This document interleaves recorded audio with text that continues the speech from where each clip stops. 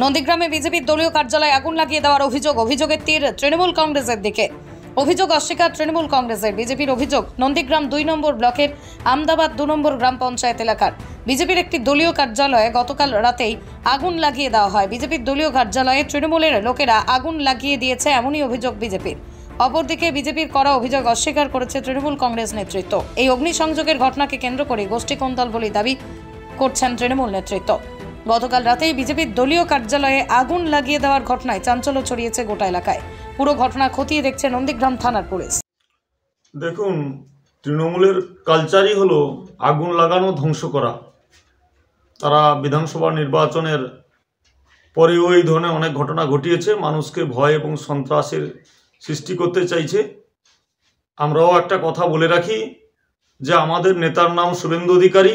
তৃণমূল কংগ্রেসকে এর যোগ্য জবাব দেওয়া হবে।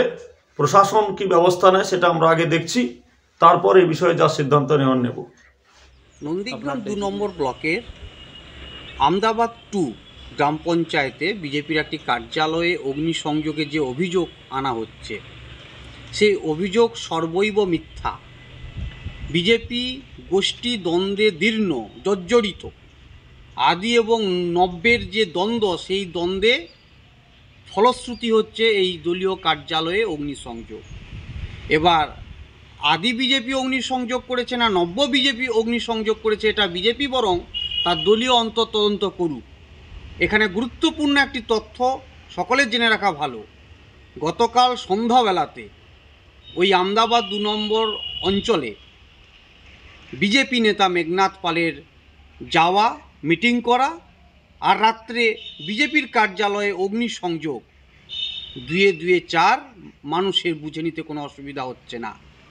কার ইন্ধনে, কার পরামর্শে এই অগ্নিসংযোগ, পুলিশ প্রশাসন নিরপেক্ষভাবে তদন্ত করলে আশা করি সত্য উদ্ঘাটন হবে।